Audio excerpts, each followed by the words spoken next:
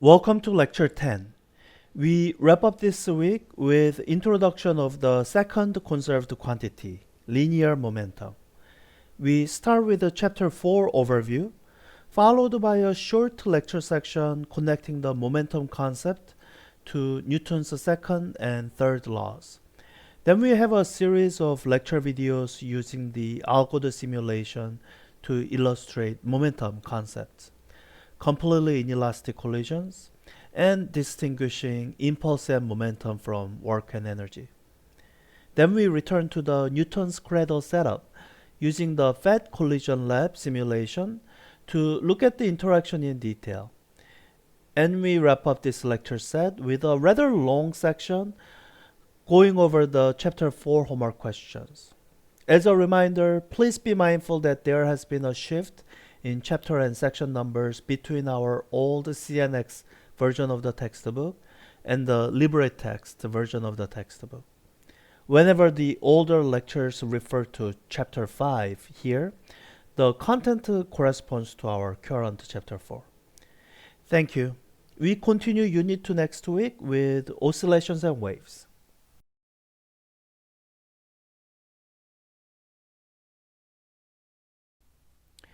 Hi, this is the overview video for Chapter 4, Impulse and Momentum. So this chapter covers the second quantity of motion that we talked about at the beginning of this week, momentum. So I hope you will see some differences in how we handle momentum compared with energy or even kinetic energy. So with the momentum, we have a definition. We don't have this mysterious thing of, oh, there's no way to simply and accurately define momentum. No, momentum is defined as mass times velocity, product of mass and velocity. That's it. Because velocity is a vector, momentum is also a vector, direction matters. And in the context of this class, oftentimes it'll be just one-dimensional direction, rightward, leftward, that sort of thing. And overall, the important quantities, momentum is a little bit peculiar in that there is no SI unit of momentum. It's just kilogram times meter per second. I have heard of some movement to name momentum after Noether, Emmy Noether, who was a mathematician, theoretical physicist, important in our understanding of conservation laws and symmetry. But last I heard, that wasn't official. So the SI unit of momentum is simply kilogram times meter per second. We don't have a special unit that's named for momentum. So yeah, momentum is defined as mass times velocity. No hemming and hawing, no excuses about why there's no simple way to define momentum. And having defined the momentum, we can go back and refine some of what we said about Newton's second law. So back in chapter 2, we introduced Newton's second law as mass times acceleration. And what I will admit to and say right now is that description of force, net force being equal to mass times acceleration, it's not always right. It only applies when mass is constant. The actual, correct, and original, this is actually how Newton described it in his writing Principia. Net force is related to momentum through the change of momentum over time, or delta p divided by delta t, duration of time. That gives you the net force. And I hope you can see why we couldn't just start out with this, because we first had to introduce the idea of momentum. And in order to introduce momentum, you already need the idea of mass and velocity. So we are making this correction now. Most of the times, the description F equals ma and F equals delta p over delta t, it'll end up agreeing with each other. That's the most circumstances where the amount of mass isn't changing. But in the most general case, so think of like rocket propulsion. That's where mass of the object, the rocket plus fuel, might be changing. And in those scenarios, you really want to make sure you use the definition of force that comes directly from momentum. because this will apply in variable mass cases also.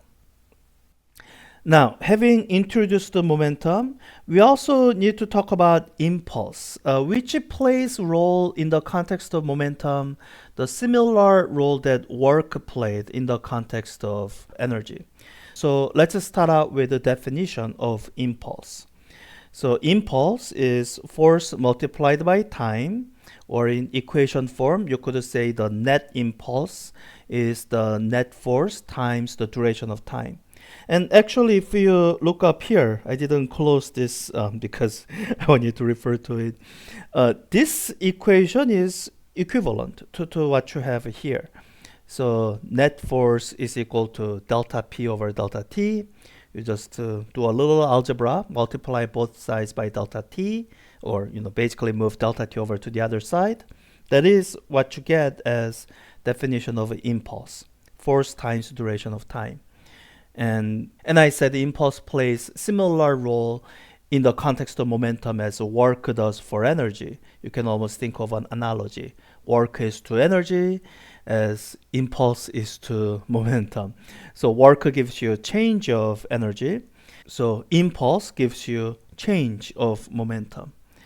And the actual change of momentum would be always net impulse, but once you become familiar enough this, you can also do the same thing as what I was saying about work. You can talk about impulse due to a particular force and talk about sort of hypothetical, how much momentum change would you get if that was the only force acting.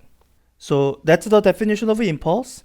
Now, your textbook has some examples. I guess this mind map calls it safety applications. And I think there are some homework questions that relate to it.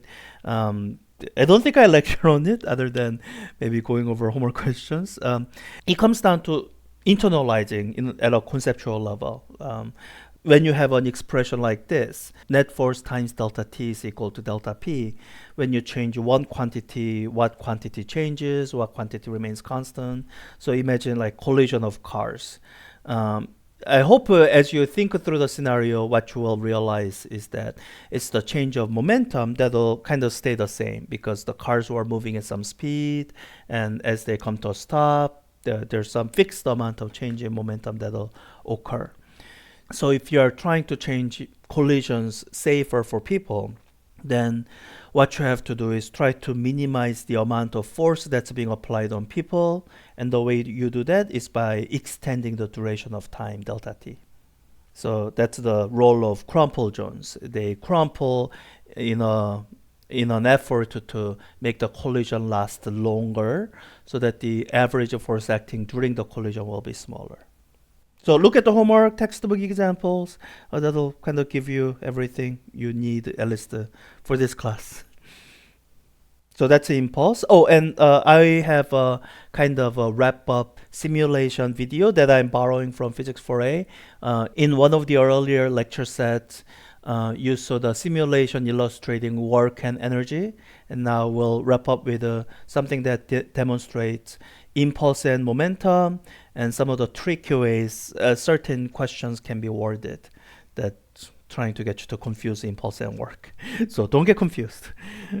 All right, let's talk about conservation of momentum and another of Newton's laws that will relate to momentum. So in some sense, conservation of momentum might sound quite similar to conservation of energy. So the principle, you can state it as, constant total momentum. That kind of sounds like how we handled energy. The total energy is constant. Similarly, total momentum is constant. Now, what's quite distinct is where it comes from. So with the energy, conservation of energy is frankly where we started out from.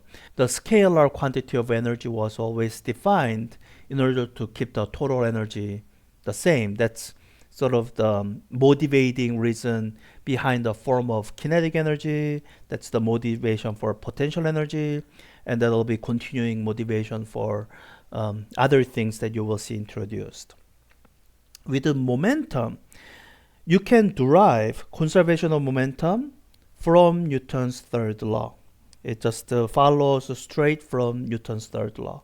I'll explain this more in a separate video with nice infographic and all that. And I just want you to highlight that conservation of momentum is not something that we have to assume or introduce anew. It's something that comes directly from Newton's third law. So as you are applying Newton's third law, there are requirements that you have to place, and this again is a place where it looks slightly different from conservation of energy. With the energy, what you worried about was the non-conservative forces. So conservative forces result in change of potential energy, and the total mechanical energy is conserved. With the momentum, you don't care if the force is conservative or non-conservative. You do care if it's an external force or internal force. That has to do with, again, Newton's third law. Newton's third law is described in terms of action-reaction force pair, and when it's an internal force, both of those pairs are within your system, so the impulse, change of momentum due to those forces add up to zero. But when it's an external force, the reaction force pair is on some body that's not part of your system. So when you have forces like that, then the conservation of momentum of that particular system is not guaranteed. The momentum of universe is always conserved. And your textbook has some examples. Recoil of Earth, I'm not sure if I remember that. Projectile motion, vertically there's no conservation of momentum because of external force of gravity, but horizontally there should be. Yeah, I don't think I remember these examples. Take a look at the textbook. I hope they make sense as you read through it. And now that we have introduced conservation of momentum, we are equipped to handle this thing that needs both of the ideas about energy and momentum, the collisions. We are only going to deal with it in one dimension, which means there are some nice two-dimensional examples that we won't get to talk about, but they involve trigonometry and whatnot, so we can't. If you are interested, you can take physics 4A. So you can categorize all collisions as either elastic collision or inelastic collision. And elastic collision means a very simple thing. It means the kinetic energy is conserved in the collision. Think of bouncy balls. In fact, this is what I started the introduction to energy concepts with. Through your observation, you have some sense that the kinetic energy is conserved in that particular collision. And collisions that does that, we call that elastic collision. And I guess textbook has some subatomic particle examples. And in addition to conserving kinetic energy, it conserves momentum. In fact, all the collisions conserve momentum, as long as you make sure to include all the objects that are colliding. Like in the bouncy ball example, you would have to include the Earth to make sure the momentum is conserved. So once you understand what elastic collision is, then I hope from language, what inelastic collision is clear enough. It means not elastic collision, or more specifically, it's the kind of collision where kinetic energy is not conserved. So usually when there's a question about inelastic collision, we would have to give you additional information, because you can still use conservation of momentum to analyze it, but because you are losing one piece of information, you cannot use the fact that kinetic energy is conserved. So we have to tell you additional information, like what's the speed of one of the colliding objects after collision in order to work it out. In fact, even for elastic collisions, using the fact that kinetic energy is conserved, that takes quite a bit of math. So I don't think I ask you any elastic collision questions other than at conceptual level, because to actually analyze it takes quite a bit of algebra, so we won't do that. There's one type of collision that you can analyze without too much math. That's a sort of subcategory of inelastic collision, what we might call perfectly inelastic collision, or if we don't want to give away the whole game from the start, we might call it sticking collision. So perfectly inelastic collision is characterized by the fact that after collision, objects stick together. You have some simulation examples and some homework problems where you analyze it that way. And you can still use conservation of momentum. So that'll give you one equation that you can set up and hopefully solve for the quantities that you are looking for. And it's called perfectly inelastic because the setup where objects stick together makes it so that you can ensure that the maximum possible kinetic energy is lost in the collision process. Now, mind you, that doesn't necessarily mean all the kinetic energy is lost because you are still constrained by conservation of momentum. So under that constraint that you still have to conserve momentum, in a perfectly inelastic collision, as much energy as possible is lost. So maximum kinetic energy loss, but unless you are in a setup with a zero total momentum, you will still have some kinetic energy left after collision. So that's everything covered in chapter 4. As promised earlier, I guess when we are going through chapter 1, that it's the most mathematical chapter of the entire semester. These topics are covered quite conceptually. So I encourage you to read through the textbook and look at the homework questions and reach out if there are any remaining questions. Thank you.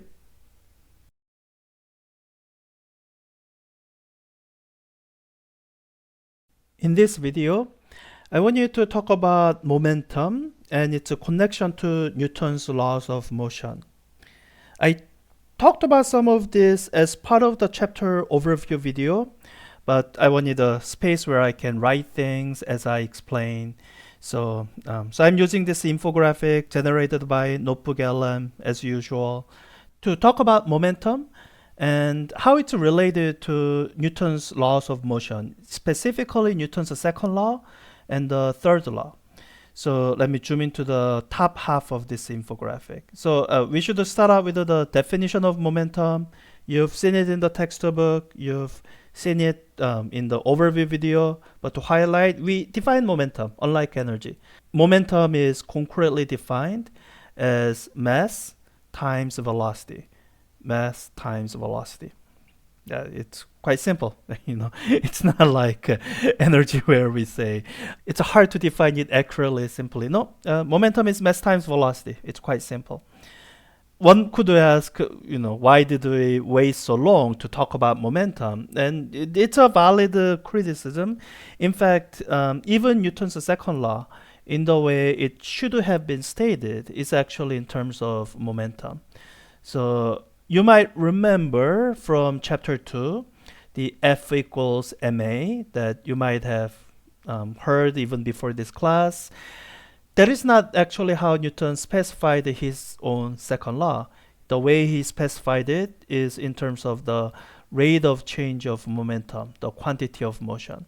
So in the modern notation, the net force is the delta p, change of momentum, over delta t, the duration of time. And I think the best way to defend why we introduced this form first, by the way, is that a typo? That should be A, and why we introduced this form first is because it requires a fewer concepts to introduce.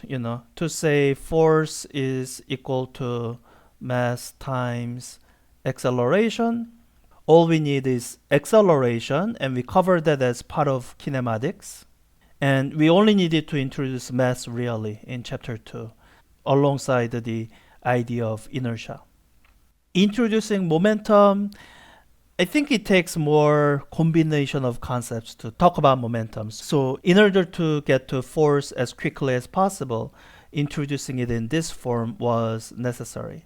And in most circumstances, these two forms end up being the same. Your textbook does a quick derivation, I think, but to do it here again. So if you say force is equal to mass times acceleration, and acceleration is the rate of change of velocity. So force is equal to mass times delta v over delta t, or let me pull out 1 over delta t first.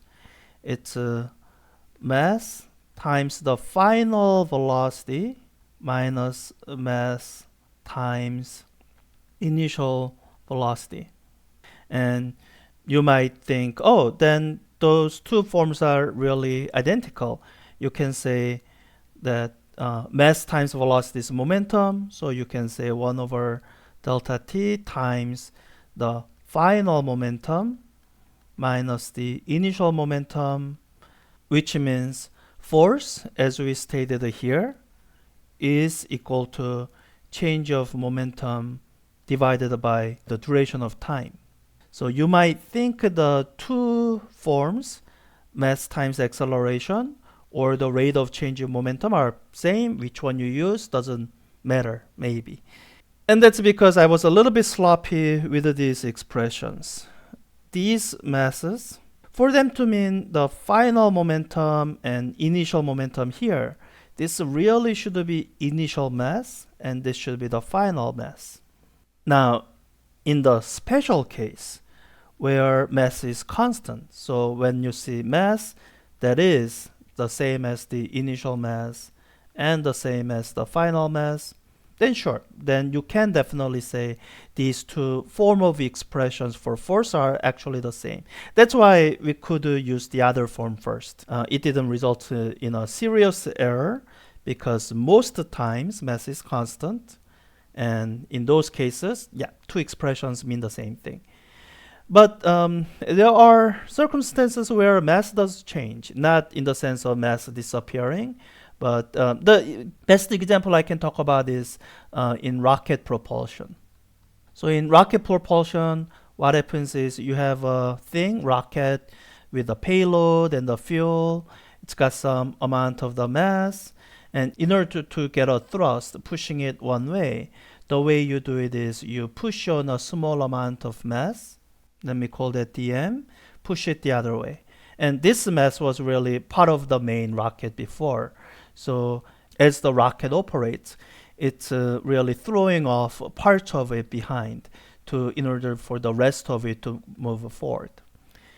And in a situation like this, the main body of the rocket, the mass of that portion is changing because it's constantly throwing out the quote-unquote reaction mass. So in that situation, to analyze rocket propulsion correctly, you have to use the corrective form involving change of momentum, not the mass times acceleration. You could look at it through calculus, or you could see it here, that if your final mass is different from your initial mass, simply using one mass will result in a kind of numerical discrepancy. So having introduced the momentum, having actually defined it, we really should emphasize that Newton's second law is correctly defined as the rate of change of momentum. And we will continue to use force is equal to mass times acceleration in most circumstances. But we are going to have in the back of our mind that in order for this to be correct, mass must be constant. If it's not, then we know to fall back on this expression, or basically conservation of momentum analysis. So that's one nuance I want you to make sure to touch on. And the second aspect of momentum, I want you to make sure that it's clearly explained. Again, I mentioned some of this as part of the overview video, but I can actually write here. And it's the connection between the Newton's third law and the conservation of momentum. So momentum alongside energy is one of the two conserved quantities. Well, we'll introduce one more conserved quantity, which will be angular momentum. But the origin of how it's conserved is a little bit different. So with energy, we basically defined it to be conserved. As in, that's the sort of whole purpose of energy. Like we introduced it as a quantity to be conserved through a bunch of different interactions. With momentum, this conservation follows from Newton's third law. This is how it works out. So Newton's third law says if an object, say A, exerts a force on B, let's say it's a, I don't think these arrows are labeled right. So F of A on B. So let's say the object A is pushing on B to the right. That's the F of A on B. Then Newton's third law says there's a reaction force on A. That's F of B on A. That's quote-unquote equal and opposite, equal in magnitude and opposite in direction. So far so good. So to look at what's happening to the momentum of this system of two bodies, what you can consider doing is, in this expression, multiply through the duration of time, delta t. Then let me write it on the side here, what that looks like. So f of a on b, that gives you the change of momentum. It's on b, so it should be momentum of b. And let's say that's the net force. So that's the change of momentum of b divided by delta t. That's our new definition of force on b by a. That's equal to minus f of b on a. So the momentum of a will be changing at some rate. And it's the same duration of time. And the two forces are equal and opposite according to Newton's third law. And when we multiply through by some duration of time, and let's say it's the same duration of time, no reason to make things complicated, then these delta t's, they cancel out. This cancels here, and I'm multiplying this the same thing on the left-hand side, so that's canceling this delta t here. That's where this infographic gets equal forces cause equal and opposite, equal in magnitude, opposite in direction, momentum changes. And as long as these objects are part of the same system that we are looking at, that means when we are looking at, let's say, change of total momentum, we are looking at change of, I'm going to use my labels A and B. We're going to look at the change of momentum of A plus change of momentum of B. And since they are equal and opposite, I could, for example, rewrite delta PB as minus delta PA. Then it's delta PA plus minus delta PA. That's what delta PB is. That adds up to 0. Since the change in the total momentum is 0, this means momentum is conserved. And if you follow this argument carefully, you will see an assumption being made here. The assumption is that sort of what the pictures here are showing, the object A and B are part of the same system. So as I try to calculate the change in the momentum of the total system, I would be including both contributions. That's why I guess I said this in the overview video, you have to make sure the external force is either 0 or negligible. You can imagine here redefining our system to be just A.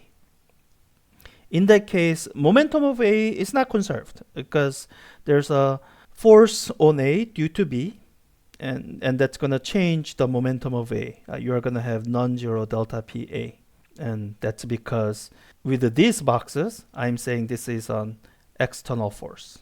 So when you are applying conservation of momentum, it's important that you are clear on how you are defining your system and making sure there's no net external force, that all the significant forces are internal forces that act between the objects within the system.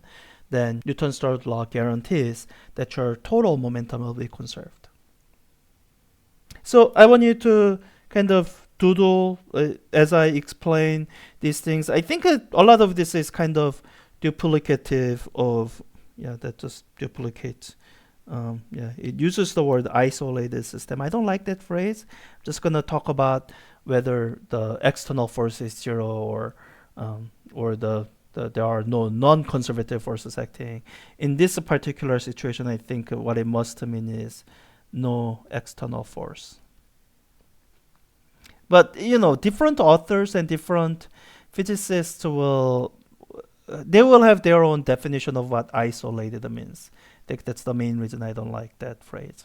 So anyways, as I was saying, I think a lot of what I'm saying here are kind of duplicative of what's in the overview video. So hopefully if overview video was confusing, then this was less confusing. or somehow if this was more confusing, you watch the overview video, maybe that's a little bit clearer. So yeah, again, to recap, really the most important thing is the definition of momentum, that it's mass times velocity. It's a new quantity that we are defining. We are doing a couple things with it. This new definition of force, we don't use it quite as much, so you know, it's, although I like to point this out, it's probably not as important for you to remember. It is super important for you to remember the definition of momentum and the conditions under which momentum is conserved. That in order for this conservation of momentum coming from Newton's third law to work, you have to make sure that there's no external force. If there's external force, then that external force will cause a change in momentum according to its associated impulse. So that's all. Thank you, and let me know of any questions, and if anything here is unclear or confusing. Sorry, this is a lecture I haven't given in a while. So, so anyways, thank you. Bye.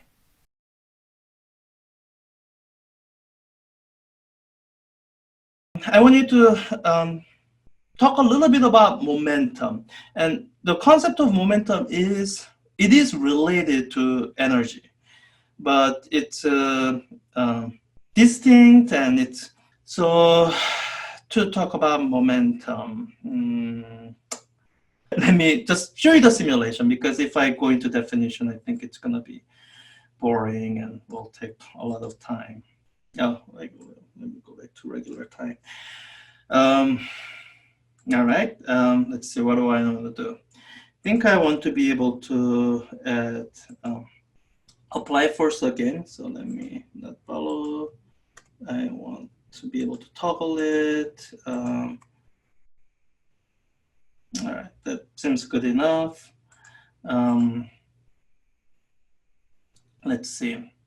So we were looking at earlier how as I apply force, that it speeds up, it increases in velocity, and I associate it with how by applying force over a distance, that gave this thing kinetic energy, and it's rolling on from that. Momentum is more useful idea when you want to start describing interaction between objects.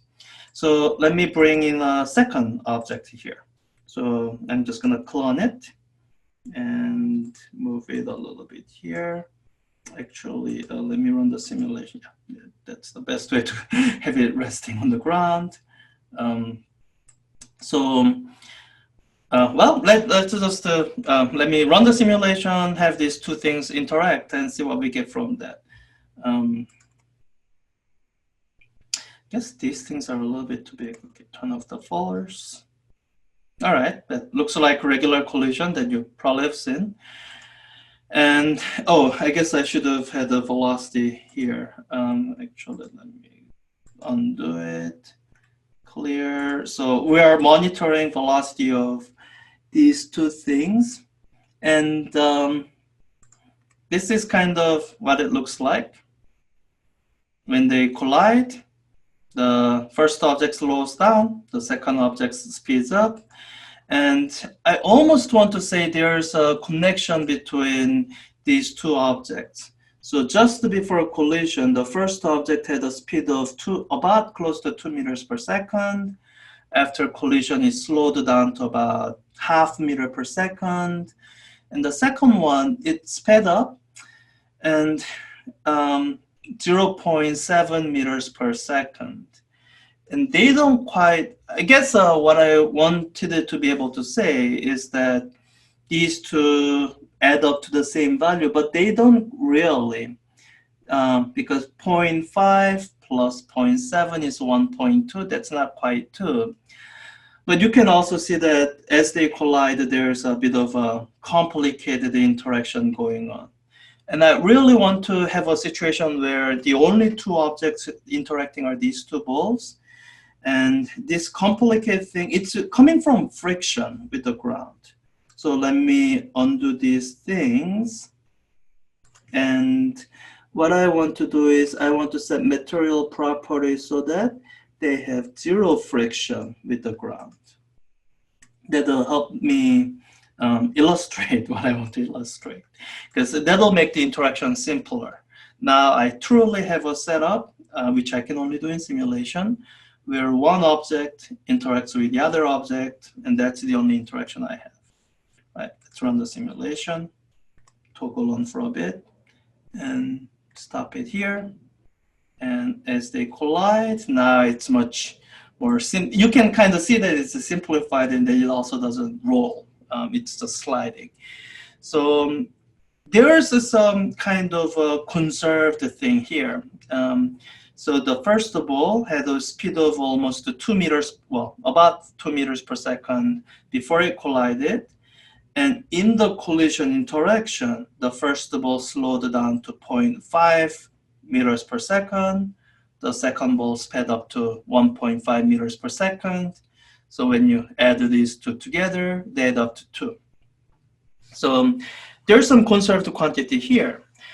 But this conserved quantity, it's not kinetic energy, because if you go through the formula that you are given in chapter 4, the 1/2 mass times speed squared, then you'll find that when you add up those two things together, that kinetic energy actually decreased in this interaction. So it's some other quantity, a quantity other than kinetic energy, that if we whose conservation could explain this interaction, and that quantity is momentum. And in chapter 5, your textbook will define momentum as mass times velocity. So instead of being velocity squared, it's just the velocity. There's no square there. So that's why if we just add this speed with this speed, then it goes back to the original value. And I can actually change this setting so that the collision actually does conserve energy. What I need to do is fiddle with that quantity that was labeled as restitution. Or I like to call it elasticity, but this simulation calls it restitution. So let me change that. So making this 1 will make the collision what we call elastic collision, a collision that conserves kinetic energy. And you can see what the difference is like now. So let me run the simulation again. I'll try to replicate the previous one as closely as I can. And as they collide, this time you see, oh, the first ball comes to a complete stop, and the second ball is now moving at the exact same speed the first ball was. So all the kinetic energy first ball had, 1/2 times mass times speed squared, is now transferred over to the other ball. So this is, and so kinetic energy is conserved, and 2, momentum is also conserved, because so 0 plus 2.074 is equal to 0 plus 2.074. So your textbook will go over that, the section that talks extensively about the collisions, elastic collisions and inelastic collisions. That's sections 5.4 and 5.5, which I hope you will have fun with over the weekend. And so these interactions, if we try to describe it in terms of kinematics and dynamics, they can be quite complicated. And which is why I'm not even trying to. But the ideas of energy and momentum give us a way to describe it, have some simple expressions that even in this conceptual physics class where we try to use as little mathematics as possible, we can, there's some simple mathematical relationship that we can work out that will give us some quantitative result that we can look at and that agrees with experiment, or at least the results of simulation. Let me just show you a couple more fun simulations. So I guess I showed you, so this was the partially elastic collision, and I can show you, I showed you the elastic collision, and I can show you what we will call completely inelastic collision. So there, what I do with the elasticity is I set it to 0. That's where restitution or elasticity is zero. The thing is not elastic at all. It just sticks to whatever it collides with. As in, it so one way you can look at it is whenever now these two objects collide, it'll dissipate. It'll get rid of as much kinetic energy as it can possibly do. So let's try that. I'll try to follow this curve as closely as I can.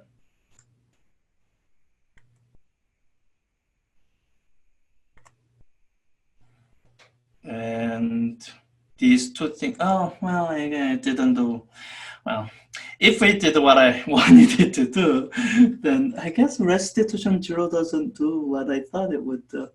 Well, so the most it would have done is it would have made kinetic, it would have made those two things stick to each other. That's the situation where it dissipates as much kinetic energy as possible. But even then, what you would have seen is that these two balls continue to move. It continues to move at some speed. And when you work out the math, it ends up being 1 meter per second. And the reason when it has zero restitution, or it dissipates away as much energy as possible, it doesn't drop the velocity to zero, is that when these two things are going through this interaction, they still need to conserve momentum. So the only way they can conserve momentum is by having these two things still moving by some amount. So that's one. Let me just return this to the normal thing. And I wanted to just show you a couple fun possibilities. So let's say they have about, it's 0.5. So that's kind of a more normal object that you see that's closer to your day-to-day thing. And what I will tell you is I can have this, first of all, do all sorts of different things. So you've seen it, yeah, let me turn off these things because it's kind of boring now. You've seen it kind of come to close to a stop. You've seen it do that. And I can have changed the arrangement so that this thing moves backward. I can take this and make it bigger. Mr. Scale. Well, let me just draw a bigger ball. So if I have a bigger ball here, with zero friction, because I don't want it interacting with the ground, then you will, well, actually, sorry, that's gonna have a little bit of an issue because of that surface. Yeah, let me do that instead. And let me again still give it zero friction with the ground so that the interaction will be smooth. And now, when the ball bounces into this, it'll bounce back. It's kind of like a bouncing on a wall. This is, but you know, it's not exactly a wall, so it moves a little bit to the right, and this bounces back. And another situation I can set up is where this ball clearly keeps on moving forward. How do I do this best? I think the way to do it is I can have this cloned ball, but I can make its density smaller so that even though it's the same size, I can have it be a much lighter ball. Then what you will see is that as they collide, something fun will happen. I hope. We'll see.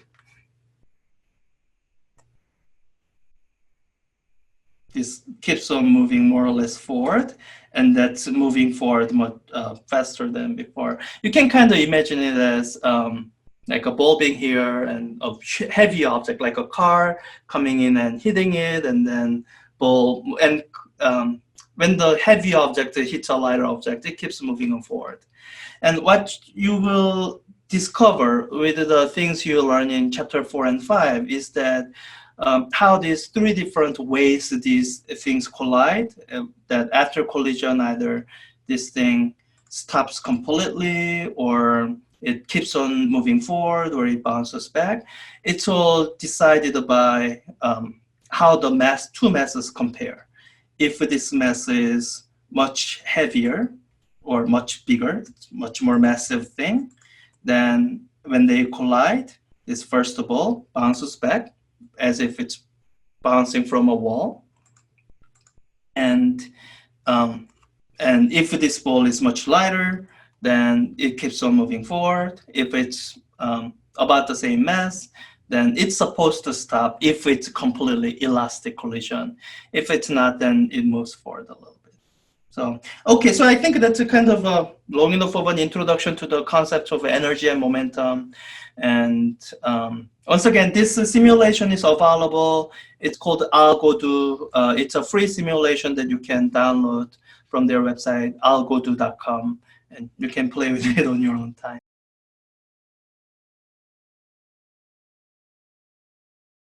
So, yeah, this is a simulation software, and this particular ball has some properties that which will make it behave a little bit weird way. So let me just so that I can demonstrate this. Simulation software kind of simulates the real world. Let me just put material property to something that's more usual, like it's a material with some amount of friction. And it has some. It's a little bit elastic, it's like a basketball or baseball. It's so if I pick it up and drop it, it kind of behaves the way you expect the balls to. I know why it's doing that. The ground is right now frictionless, so it's as if it's it's on a ice skating rink or whatever. So. Yeah, okay.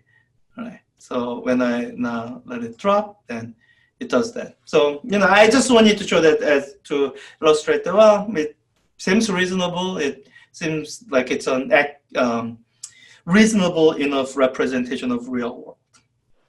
Now, so I show some things with this in the concept video, which you should take a look at. And what I want to illustrate right now is this is the earlier demo that I'm trying to fix. So I was trying to show example of totally inelastic collision, and I kind of messed up.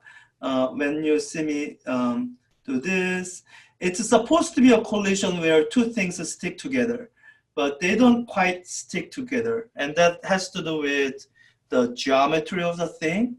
So what I'm going to do now is fix the geometry so that I can have two things colliding and they stick together, and I can demonstrate some features of that. So I built this device before. Let's see. Built this device before, and it has this weird shape for a very specific reason. And let me make sure that I have all the material properties set up correctly. I do want the floor frictionless. This is so that I avoid any interaction between objects that are not these two colliding bodies. And for the two colliding bodies, this is what I want. I think I do want them to be frictionless because, so I want them to be frictionless, okay? And this restitution, this determines how much, how bouncy it is. So you can actually see with this object. So when I lift it and let go, you can see that as it drops, it kind of comes to stop right away. It's because this material is very not bouncy.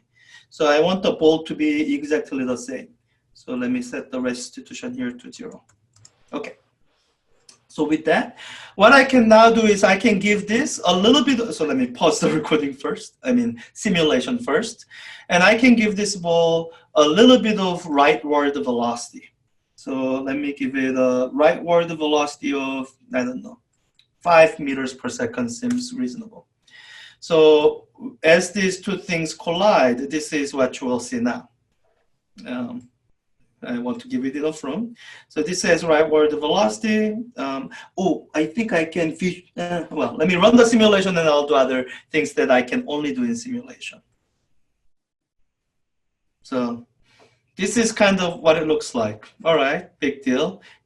Someone, sometimes I guess in physics problems we could describe this. Someone runs up to a cart, jumps into a cart, and then, and I guess a physics question I could ask is, how fast is the cart traveling then? I can do visualize things. I can visualize velocity here. Then you see velocity here, and I can also visualize velocity here. Then, one thing I do need to make sure is I want to make sure their masses are the same. Material mass, okay, they're the same. So you see that as they collide, and they now have the same velocity more or less. And so this is good for kind of visualizing things. The ball starts out with some velocity. When it gets on, then you see that as they're moving together, the ball and the cart has the same velocity. And you might even kind of be able to eyeball it and see if is this about half of what it was before, maybe. Now, because this is simulation, we can actually do better. We can plot the velocity or plot the speed that'll show us. Actually, I think I can make this velocity. I can plot the x velocity, and this will show us how velocity changes as a function of time. So I'm plotting that for the ball. Let me plot it separately for the cart.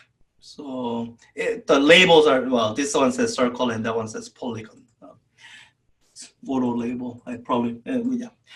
Okay, so let me just run the simulation. It'll collect the data on the velocity as it runs. So that's kind of what that looks like. Let me stop that.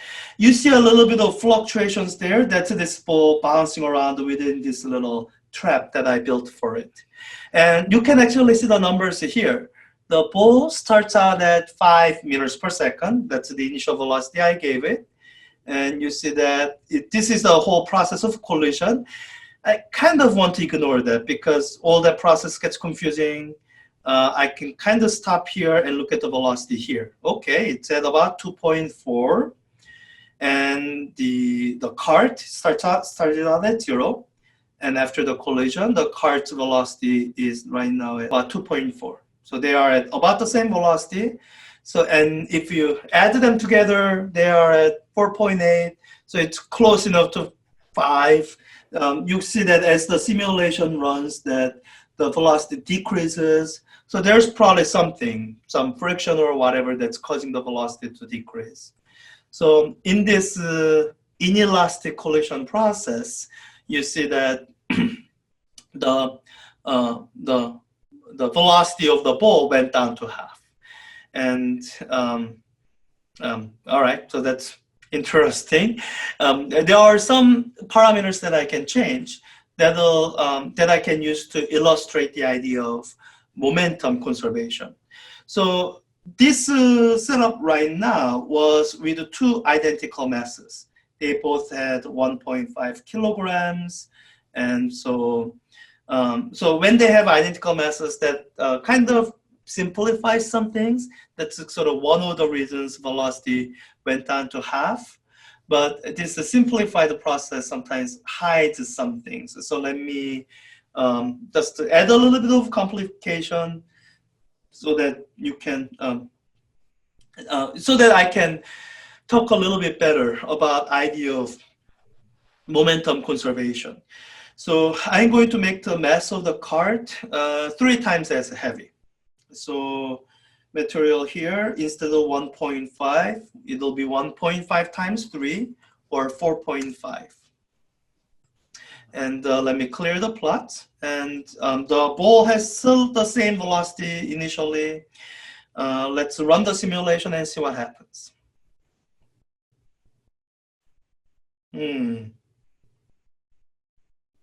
So you see that now the relationship is not quite as simple as before. So the ball started at 5 meters per second, and the velocity it's ending at is not quite half. It's at 1 point whatever. And So it's all right. It's not very clear what that how it arrived at that value. One thing you can see that is still useful to notice, and you can kind of see that it's enforced by the physical condition, is that the velocity of the ball after collision is the same as the velocity of the cart after the collision.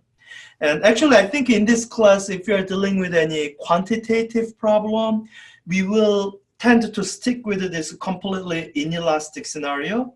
It's because it makes some of the numbers easier, because the final velocity of the objects are the same.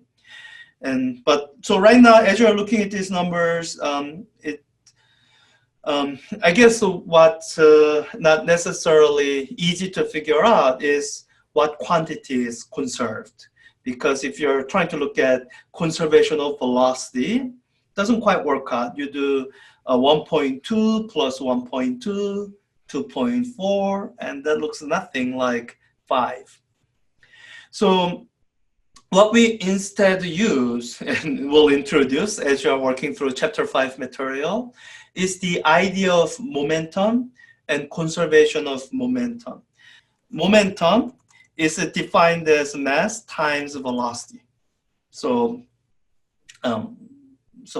that's really what the only thing I'm trying to say. I'm not trying to say any more than that. Momentum is mass times velocity, and that is a quantity that is conserved under certain cases. And this scenario you have here is one of those cases where momentum is conserved, mainly because there's no friction with the ground. So let me show you that momentum is conserved. So this ball has mass of 1.5 kilograms. So this is the initial momentum of the ball before the collision. Let me bring up the calculator. 1.5 times 5 meters per second. So this is 7.5 kilogram times meter per second. This is the initial momentum of the ball before the collision.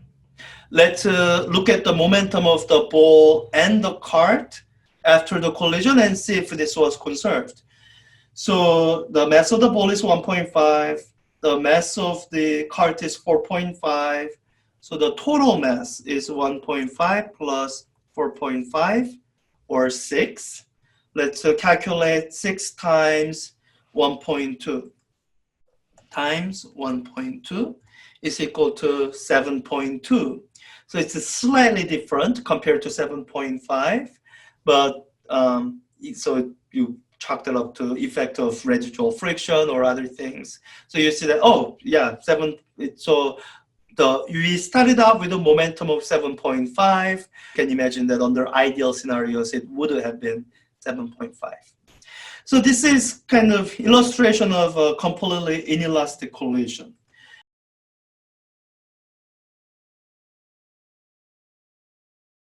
So let me bring this back and show you the second half of that demo.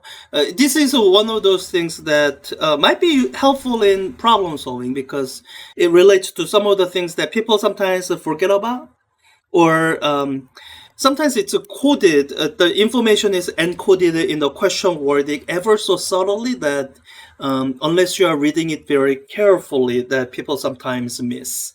So let me ask you 2 different questions that sound very similar, but are actually setting up the situation differently, and the answers end up being different.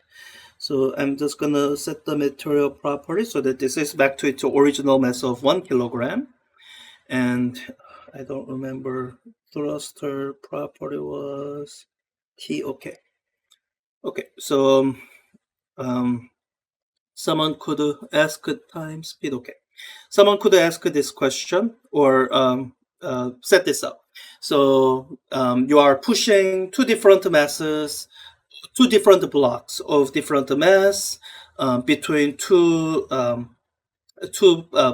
posts or over some distance. And the question says you push them with equal force over the distance, and the question asks you at the end of that push, which block has which block has greater momentum or greater energy.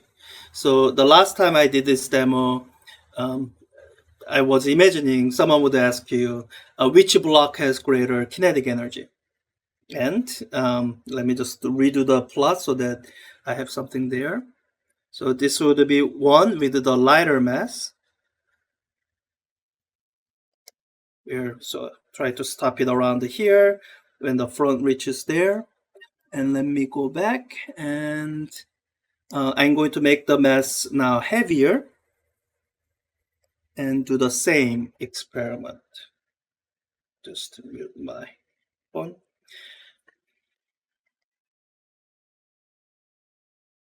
Let me restart this. Find this correct. And the question might ask, which of the two blocks have greater kinetic energy, or do they have the same kinetic energy? And the answer is they have the same kinetic energy. Now, suppose someone asks you, which of the two blocks have greater momentum? Then you might be able to quickly calculate from the things you know about momentum, P is equal to mv, that this heavier block, that's heavier by a factor of 2, should have greater momentum since its speed is it's greater than half of this. So you might be able to figure it out that way. Now let me change the wording of the question slightly. So in the previous question, the hypothetical imaginary question, I had it set up so that the two different blocks are being pushed between these two endpoints over the same distance, pushing with the same amount of force by using this thruster. Now I'm going to change the question wording ever so slightly, so that instead of the two blocks being pushed over the same distance, instead this time the question is, the two blocks are being pushed for the same amount of time. And let me do a simulation of that here for the second heavier block being pushed for the same amount of time as the lighter block.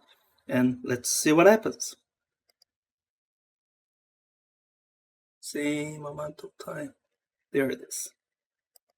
Now, when you see it in the simulation, I think it's easier for you to see why you get a different answer. Because now, if someone asks you which of the two blocks have greater kinetic energy, then it's the lighter block that has the greater kinetic energy.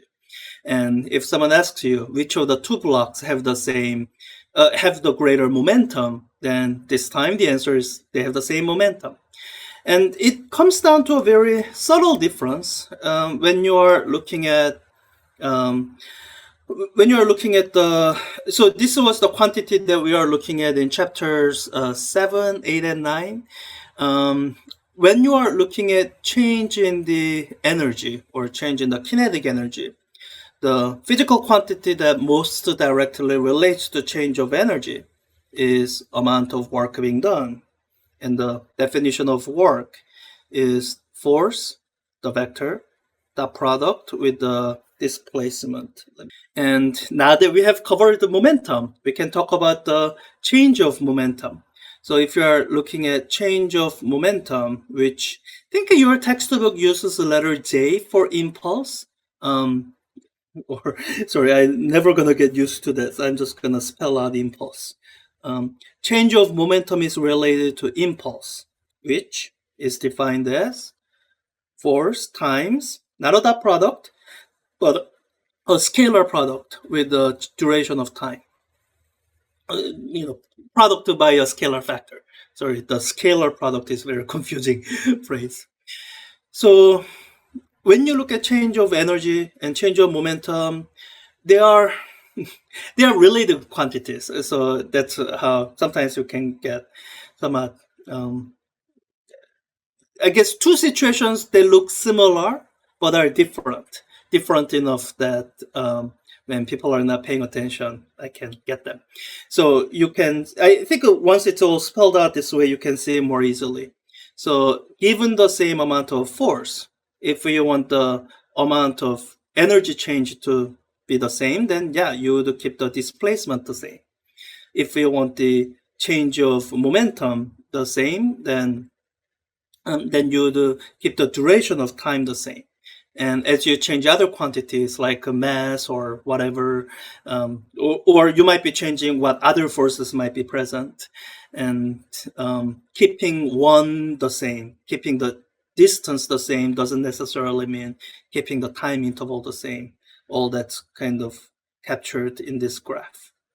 And this is one of the things I like about the simulation, which is that sometimes when we hear the word description and just trying to think it through in our head, sometimes we forget these details. Simulation kind of lays it out. So in some sense, it makes things a little bit boring because it takes out all the tricky situations and things that might surprise some people.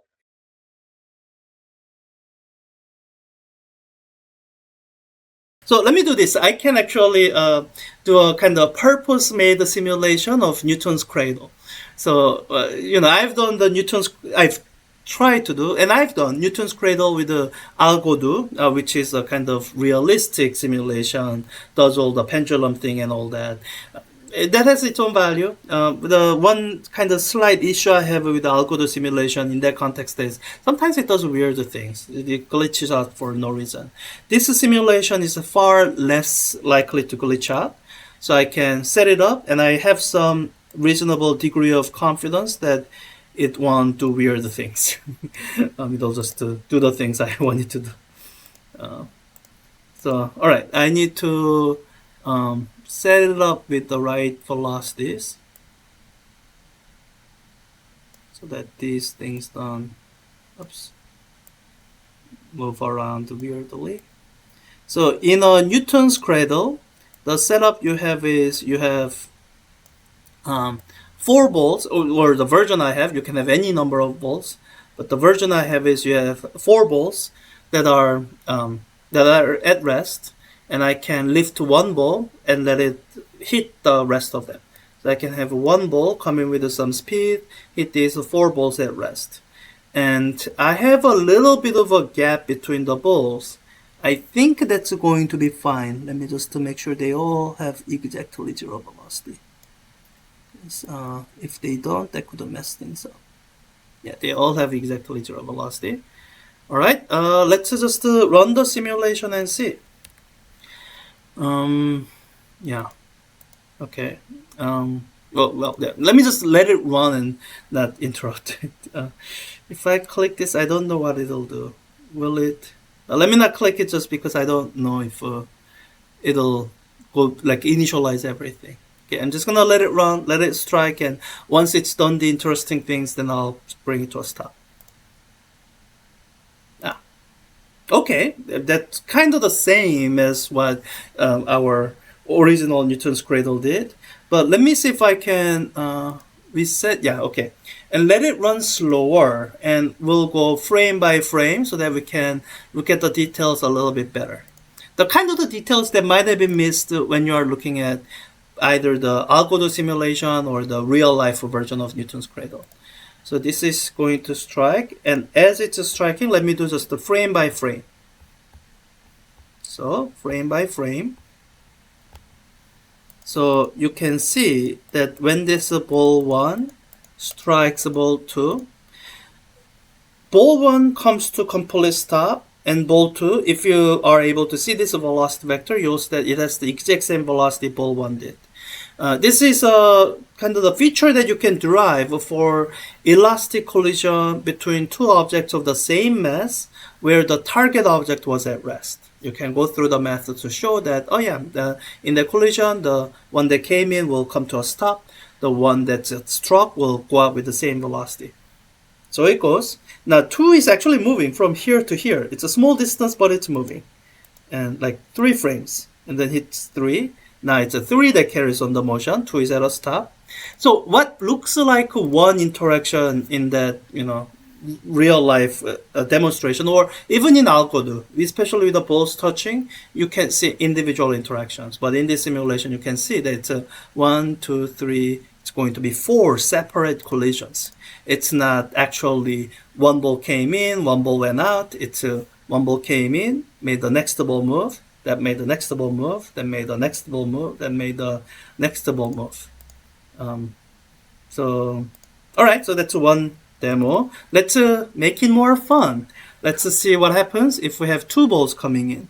And can I make it so that I wish? Okay, that's good. That's good. I do want to see the actual velocity values. So that way I can make them the same. So let me make this 0.5. And for 2, I'm going to make that 0.5 as well. So now this is the scenario where two balls come in. So 1 and 2, they're moving at the exactly same velocity, so they won't collide with each other. And then let's see what happens. Yeah, let's first see what happens at normal speed, and then we'll step through one at a time. But kind of the same thing you saw with Newton's Cradle happens, or with the other simulation or the real life object. So let's now step it one frame at a time and try to make sure that we understand all the quick little things that apparently happen. Right, it's about to collide. I'm gonna zoom in and look at it from frame by frame perspective. So one frame, okay, it's going to collide real soon. Okay, I think next frame, okay, it collides. So 2 and 3 collided. 3 is moving, 2 is at rest. And in the time as the 3 is about to collide with the 4, let's see what happens. 1 collides with the 2, so 1 is at rest, 2 is moving again. 3 collided with 4, 4 is moving, 3 is at rest, but 2 is now moving. It's going to collide into 3 as that happens. This is moving, 5 collided with 4, it's moving, 4 is at rest. Now 3 is going to collide with the 4, and 4 is moving, 5 had nothing else to collide with, so it went. So what looks like one interaction in the Newton's Cradle, the real life demo, two balls came in, two balls went out. It's can I count the collisions? 1, 2, 3, 4, maybe 4 times 2, 8 collisions, that or 7, some large number of collisions. And this actually, in my view, illustrates the power of conservation law approach. So even though this is actually quite complicated series of interaction, when you're analyzing it algebraically, you actually didn't have to take into account all the intermediate collisions. As long as you had the confidence that momentum is conserved and energy is conserved with each interaction, you can just do the analysis from the very beginning to the end. You don't have to go through all the intermediate interactions. All right, let's finish up this simulation with the other, 3 balls. You've seen that before.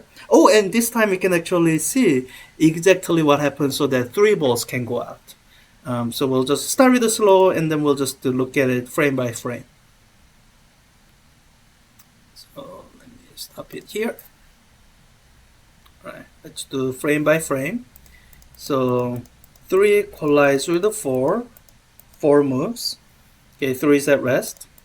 In the next amount of time, 4 collides with 5.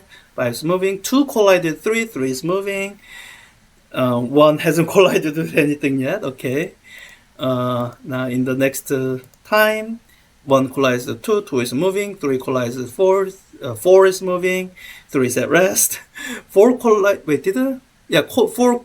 No, 4 didn't collide. No, 5 did a collision a while back. It just didn't have anything to collide with now. So 5 just keeps on moving. Okay, in the next frame of time, 2 collides with 3. It's now moving. 4 and 5 didn't have anything to collide with, so they keep moving. And now that 3 is moving, it doesn't have anything to collide with, so it'll just continue to move. So, 3 came in, 3 went out, and there's a more complicated set of interactions that leads to that happening. And let's just end with, for completeness sake, let's do the remaining 2 that you've seen the demo of, with both the real life demo of Newton's Cradle and Algodoo simulation. So we have this. I'll run the next one in real time. Normal time. Yeah. So here with all those collisions, one ends up at rest and the rest are able to just move on. And the case where 5 balls came in and 5 balls will go out. And in some sense, this is, oh, well, I guess that's all. Well, it's the boring case where, nothing is happening. Now, you can use conservation law strategy when nothing is happening, because when nothing happens, the quantities that you are interested in, they're even more likely to be conserved. So this is one kind of reproducing some of the things you've seen. 2D is actually the fun one. It can demonstrate some of the, well, it can demonstrate what I was showing in lecture with the collisions in 2D. So for that to work, the way you should set it up is one of the balls at rest, and the other ball, let's say, coming, and head-on collision is actually not going to be all that interesting. You want it a little bit of an angle, and I think you want to trace out the path. Then you can see after the collision that these two paths are perpendicular to each other. So one of the properties of elastic collisions with two objects of equal mass, so elastic, equal mass, and one of the target at rest. That'll lead to the feature that you are seeing here.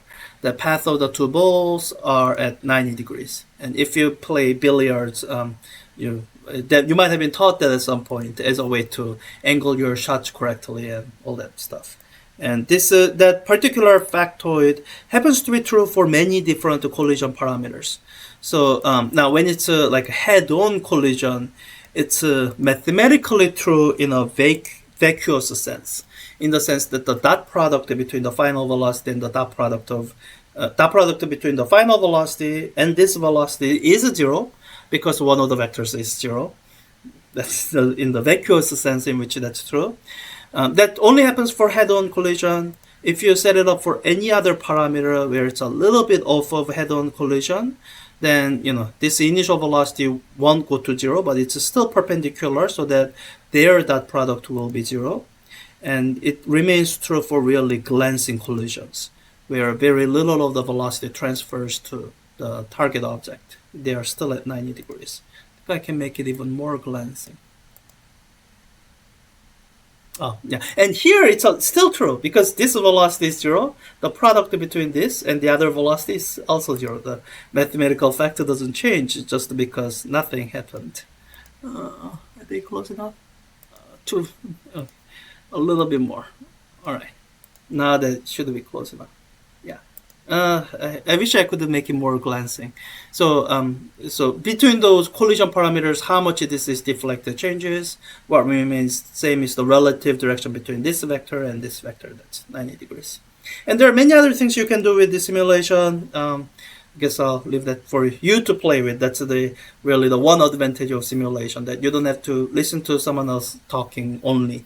You can just play with it yourself, and it doesn't have the same kind of difficulty there might be with a physical setup where you need the right equipment and all that. With all this, all you need is a computer or even a tablet or even a phone, because it's an HTML5 simulation.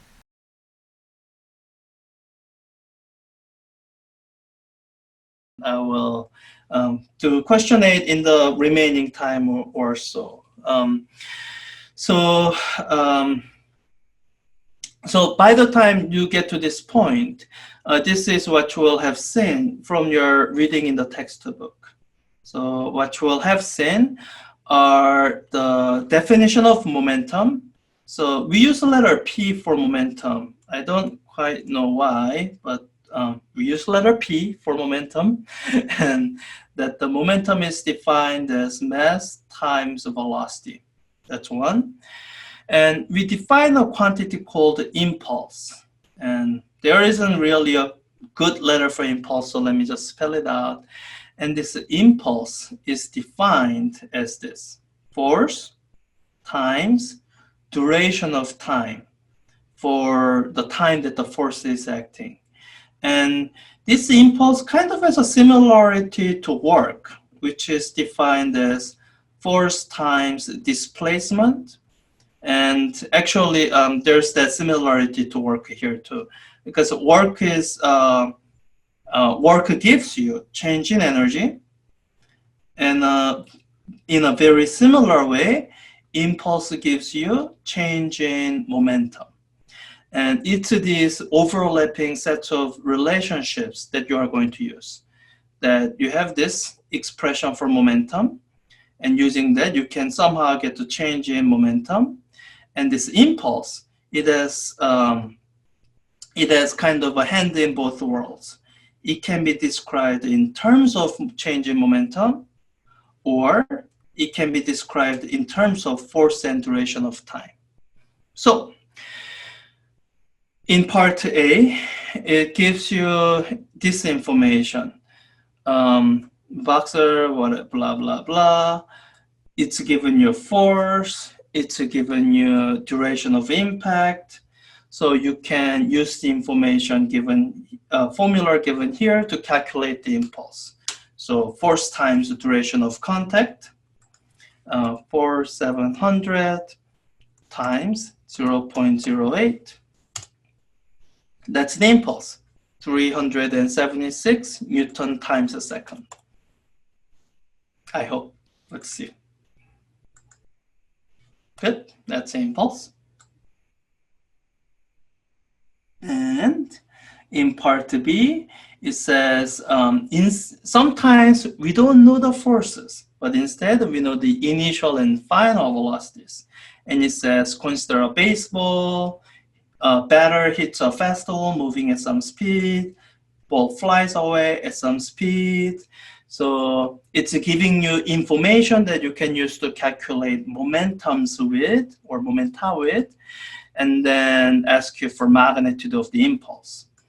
All right, so it seems like we can calculate the change in momentum. And here's what you need to be careful with a question like this one. It's that the momentum and the velocity, they are vector quantities. Direction matters. So the situation that's described here, what it really looks like is, imagine you have a bat and you have a ball that's coming towards the bat with a speed of 44 meters per second.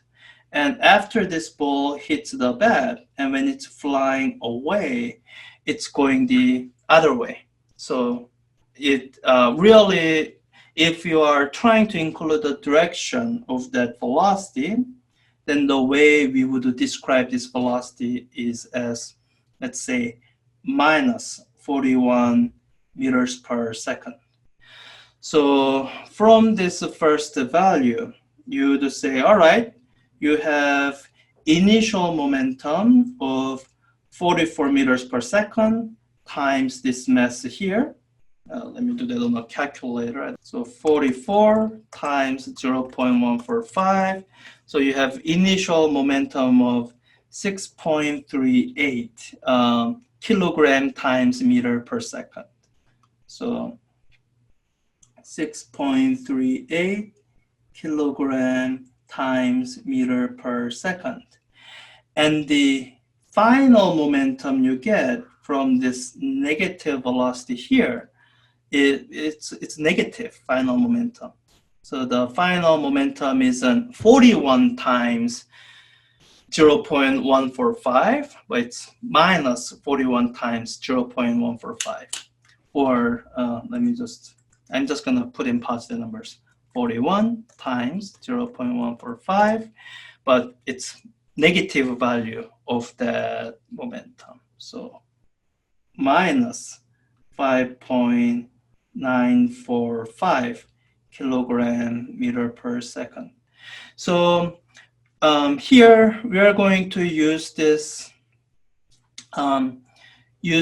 second relationship for impulse, that it relates directly to change of momentum. And the change of momentum isn't 6.38 minus 5.945, but change in momentum, or rather the absolute value in change in momentum, is 6.38 minus 5.945. So when you work out the signs, it ends up being plus 5.945. So so be mindful of that direction, and when you do that, the answer you get is 6.38 plus 5.945. So 12 point rounded to three significant figures, so 12.3. Let's try that and see. And that's the correct answer. All right, for part C, you take this impulse and you kind of work backward, assuming some duration of time, you can work out the average force, and I think most people can do that. And there might be one question I can go over in 5 minutes that's worth doing in 5 minutes. Oh, maybe this one. Yeah, question 11 is, I think, one that I get a lot of question about from time to time. So actually, let me do that. I mean, all these questions I wish I had more time for. I think I did this one, question 8. And for the other questions, I wish I had time for, but I don't. I think this is the one scenario I do want to cover. So here, really, what you're using is conservation of momentum idea. That's the main thing you are relying on. That's what you need to feel comfortable with, and what conservation of momentum means is, well, when you have the total momentum, you add up all the momentum of everything in your system, or that summation symbol might not be familiar to everyone, so let me just write out. When you have the total momentum, maybe at the before some kind of interaction, and in a situation where momentum is conserved, what conservation of momentum means is that total momentum doesn't change between before and after the interaction. So in this scenario, you are given the masses of the objects, and you are given the first mass is moving towards the second mass at this speed. So you are actually given the total initial momentum here through that information. As a reminder, momentum is given by mass times velocity. So I have momentum of this body here, mass times velocity, or that's going to be 0.5 kilograms times 5 meters per second, or 2.5 kilogram meters per second. And to be careful here, this is the, oh, wait, part A asks for before collision. So, okay, so that is the answer. I don't need to be careful or anything. 2.5. Let me answer that, and let's see. Yeah, that is correct. Let's keep going. So yeah, this is a tutorial type question. So in part B, oh, no. So in part B, it looks like if they were to ask about the total momentum of the system after the collision, I would give them the same answer. And that's kind of what it's saying here. Since there's no external force, total momentum is conserved, meaning the total momentum of the system after the collision is the same as what it found in it. Okay. Yeah, I guess having said that, it's kind of silly for me to ask. So what it's asking is, what is the speed of the combined masses moving after the collision? So this is where it's kind of worth looking at this combined system after the collision. I can kind of look at the combined mass here. I have two m masses. So I can kind of think of this as a combined thing that has mass of 2m. And according to this conservation of momentum, what I do know is 2m times this final speed is equal to this initial momentum, which is same as the final momentum, 2.5 kilogram times meter per second. Oh, and 2m, just so that I'm doing this easier. M is 0.5 kilogram, so 2m is 1 kilogram. So, kilograms cancel out. One is 1. So I have the final speed is 2.5 meters per second. So, all right, let's answer that.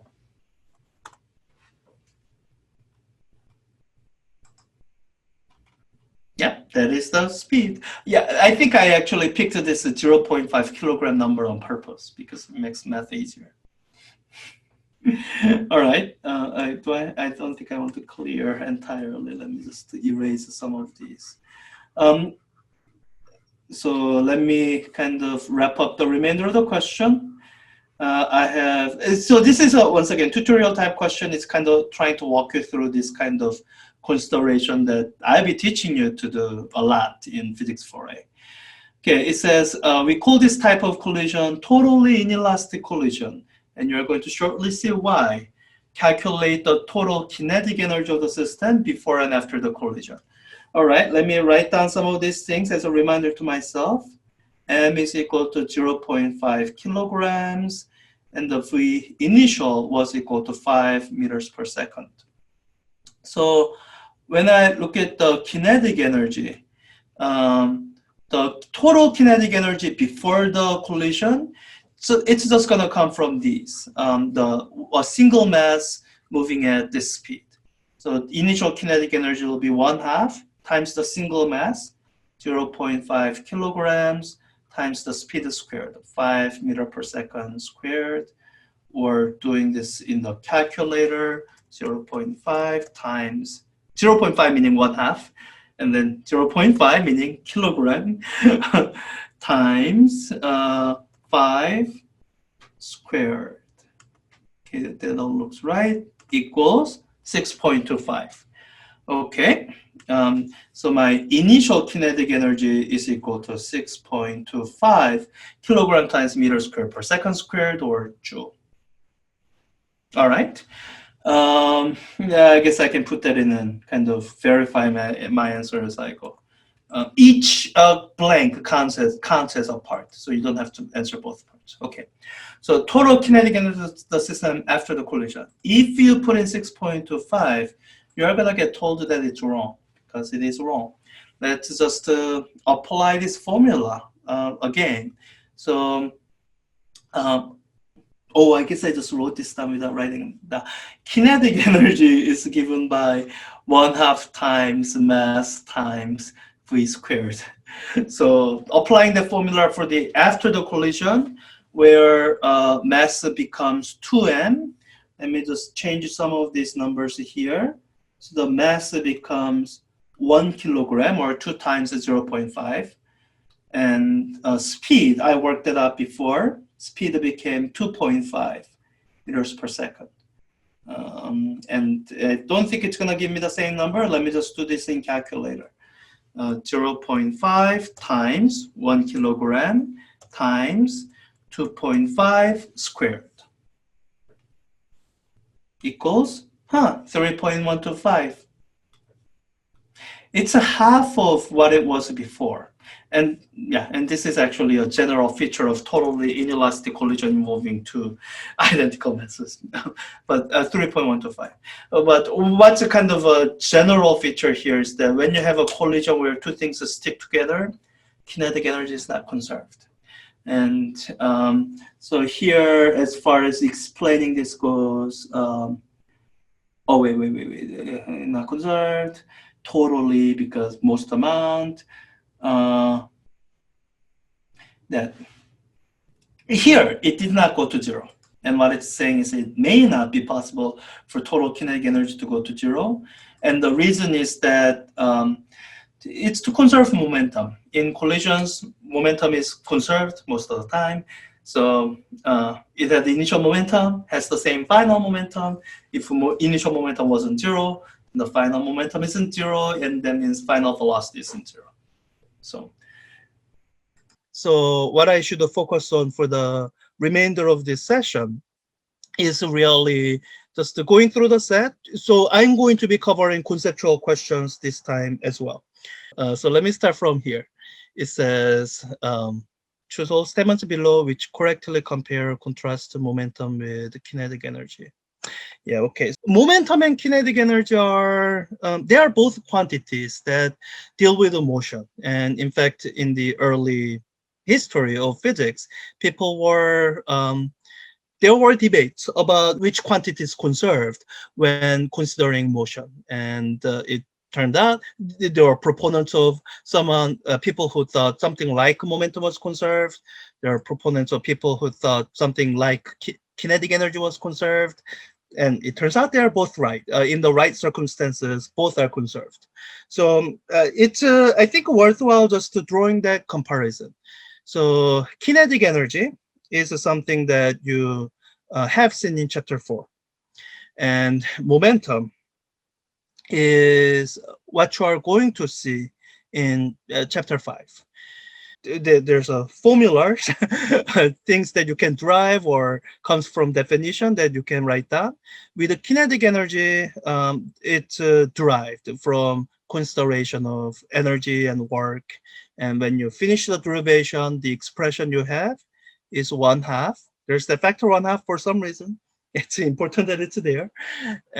Times mass times, and this is the important part, kinetic energy comes as speed squared. And this being speed squared, it has important implication in a couple ways. One is that the direction doesn't matter, even in like one-dimensional sense, positive velocity, negative velocity. Once you square it, they are both end up being positive. So whether you have something that's moving to the right or something moving to the left, that distinction doesn't matter when you're considering kinetic energy. Now, the expression for the momentum, this is definition of momentum. We just define momentum to be this. So momentum P, letter P is what we use for some reason, is given by mass times velocity. And note carefully how I didn't say speed, velocity. So velocity it's a vector quantity. It has a sense of direction. And the momentum, like velocity, is a vector quantity. It has a sense of direction. So with the velocity, it matters if something has rightward velocity or leftward velocity. And that distinction carries over to momentum. So when you have a positive velocity, let's say something moving to the right, then it also has positive momentum. So that's the biggest kind of introductory difference between the kinetic energy and momentum. So there'll be some choices that relate to that, and then I'll see which other distinctions that come up. So going through the choices here, it says when kinetic energy does not change, momentum also does not change. So I like to look for what I call counterexamples. So what I'm looking for here is, okay, let's suppose I'm trying to imagine a scenario where kinetic energy doesn't change, and I'm going to look for if I can come up with a situation where momentum does change. So for kinetic energy not to change, my speed has to remain constant. But if I want the momentum to change, I can make it so that the direction of velocity changes. And I think I have a good example with a circular motion. In a uniform circular motion, something can be moving at constant speed in circle, and its velocity will be changing. So it's not, this is incorrect, so I'm not going to check it. When speed of an object doubles, both its kinetic energy and magnitude of its momentum doubles. Kinetic energy is squared. So if a speed doubled, then kinetic energy will have double squared or quadrupled. Okay. Kinetic energy is a vector and momentum is a scalar. Yeah, it's the other way around. Kinetic energy is scalar, momentum is a vector. When speed of an object doubles, its kinetic energy, yeah, that's what I was saying, so that is correct. When kinetic energy is 0, momentum is also 0. So kinetic energy being 0 means the speed is 0. So if a speed is 0, hey, I think velocity has to be 0. I have no other choice. So yeah, that I don't think so if you want, you can try to find the counterexample, but I don't think I can find it, so I won't waste any of your time. But you're welcome to see if you can come up with a counterexample. Okay, kinetic energy is a scalar and momentum is a vector. Yeah, that's what I was saying earlier. So yeah, those three choices should give you everything. Yeah. So, and I want to really emphasize here that kinetic energy and momentum, they are different quantities. Now they are related. In fact, there's a way to write kinetic energy. I could write kinetic energy in this form. Using these definitions, I can write down kinetic energy as 1/2 times momentum squared over m, or mass. So they are related, but they are not the same quantity. There are certain ways they're different, and that's what this question is trying to get at. Okay. And choose all correct mathematical relationships below. Let me do this because I think it's good for me to point out um, two different ways you can relate to momentum. It's kind of a common thing in physics, which is that given a quantity, usually there's multiple ways to relate to that quantity. You have seen that in chapter 4 with the work. Work has a definition based on force and displacement, and work has a physical significance as meaning change in energy. And it's kind of similar with the momentum. So I've written one expression for momentum, that momentum is defined as mass times velocity. So that's one way of relating to momentum, that it's mass times velocity. And in fact, do I even see that here? Oh, I don't think I see that choice among here at all. So in order to even take a crack at this question, um, what you have to know is the other way to relate to momentum, which is not, I guess, the absolute, which is not the value of the momentum itself, but more about the change of momentum. So when you look at change of momentum, most of time you are thinking about change in velocity, but this relationship actually happens to be more widely applicable than even that. Um, so let me give you this description, which is that um, change in momentum. So this quantity with a delta change in momentum, it relates most directly to what we call impulse. And impulse is defined as, it's not defined as change in momentum, it's defined as this quantity. Force due to some object, that's due to some agent that's applying a force, times duration of time. Now, when you start out with the impulse, this being the definition of the impulse, and you work through this, then you can actually get an expression which you will have seen in the textbook, that this force times the duration of time, that is equal to change in momentum. That is attributable to that particular force. So if there's a single force, then that is the actual change in momentum. Or if you are talking about the net force, then net force will also relate to that change of momentum. So that's the second way you relate to momentum. And there's a parallel to draw between this and how work relates to force. Work relates to force through its definition. Work is force times the displacement, and you can also relate change in momentum to force times not displacement, but duration of time. So one of the expressions here is exactly that. There it is. The change in momentum is net force times duration of time. That's what I was saying there. And you can also turn this expression around. If you have this algebraic expression, let me just solve it for net force. When I solve it for net force, so let me give myself a little bit of space here. Um, so I'm doing this delta P, that's in fine enough color. So that's the expression I'm starting with. And I can imagine doing this.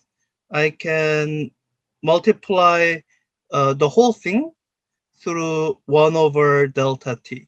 That means on the left-hand side, I divide by delta t. On the right-hand side, I divide by delta t. And on the left-hand side, I end up with a change in momentum divided by duration of time. On the right-hand side, I end up with net force, the duration of time having canceled out. So I have this expression here, which is this one here. And what I want to highlight is that we take this to be the actual definition of force. I guess in this class, we don't often see a situation where this distinction matters, because the potential here is to have these two potentially different expression for net force. In unit 1, you have seen this description of net force, that net force is mass times acceleration.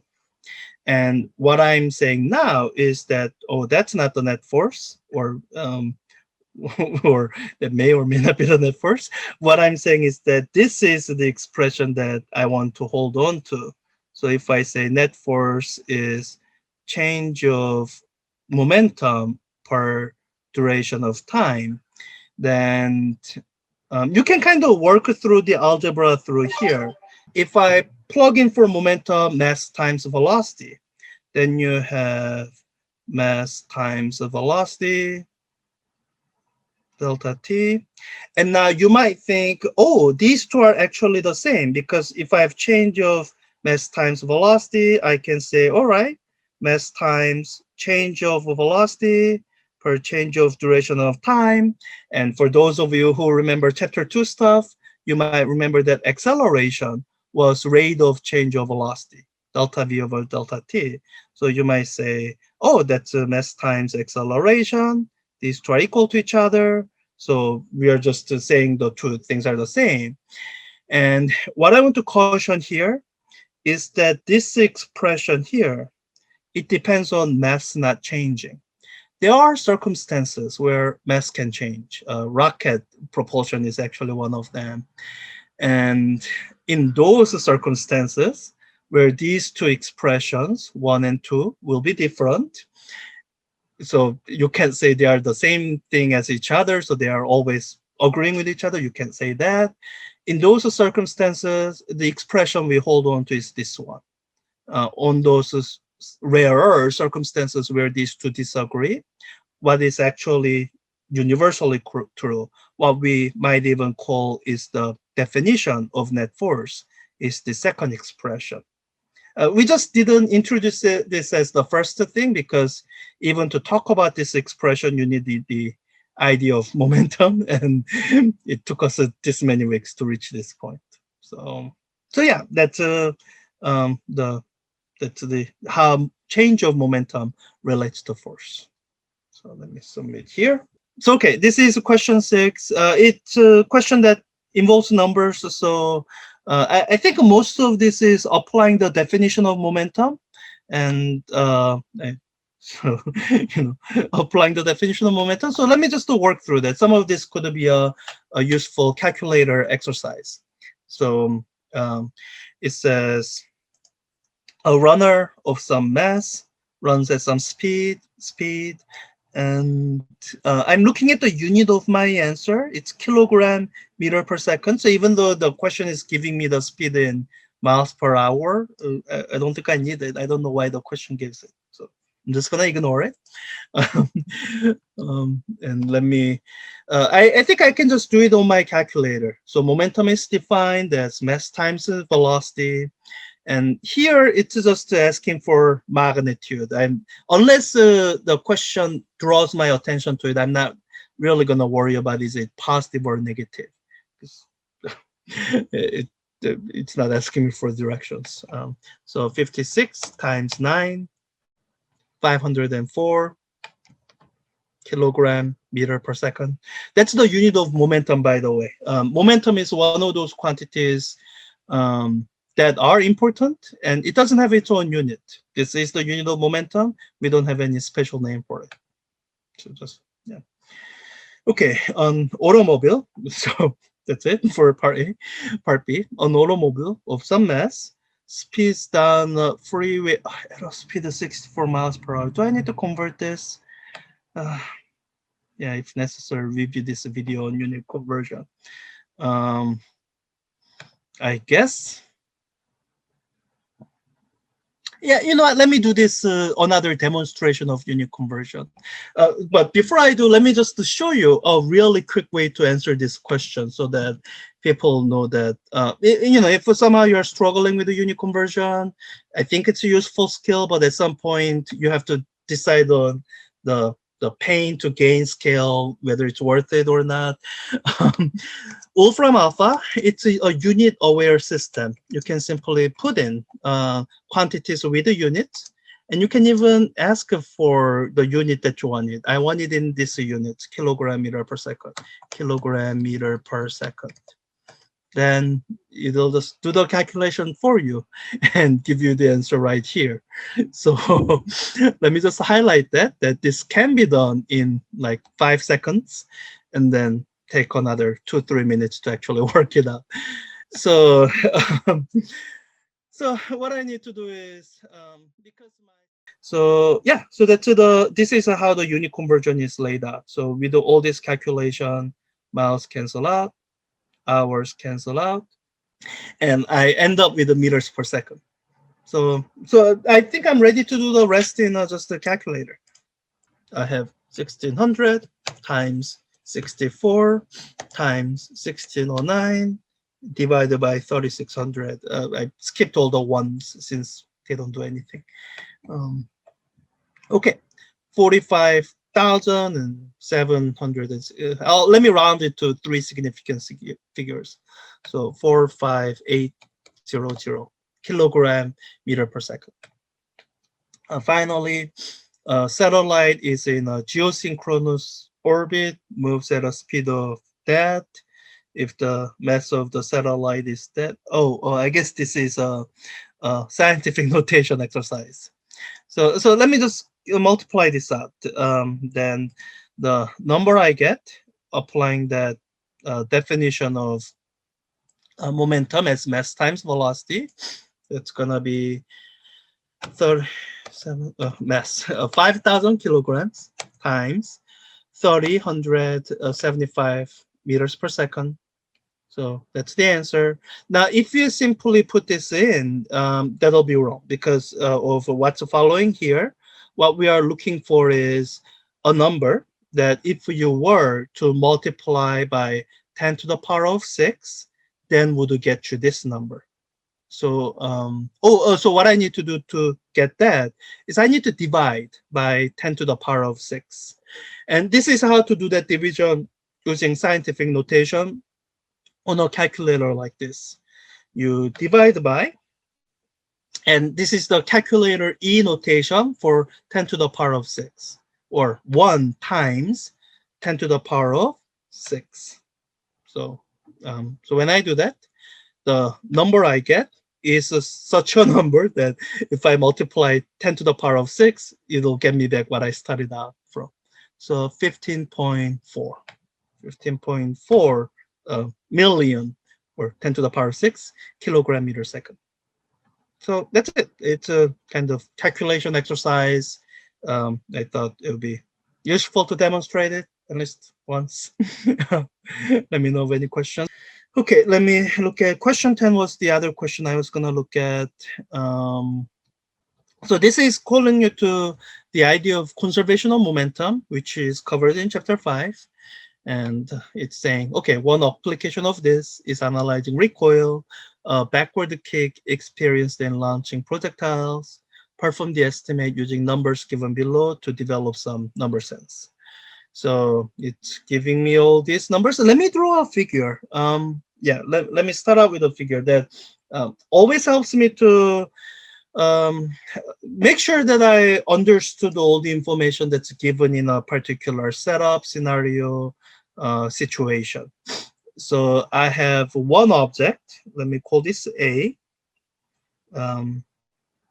One object here. And I have some amount of mass for that object. And when fired, it exits the pistol. That's the other object, B. And I'm just going to draw it in a way that's easy for me to draw. Something that kind of encloses A, B, with the velocity of that O. So this is, I guess this is meant to be a velocity of the bullet or object A. And I'm given the mass of the pistol or the object B. Yeah. So what you imagine here is at some moment in time, there's going to be some kind of interaction, explosion, I guess, of gunpowder that's going to break apart these two objects.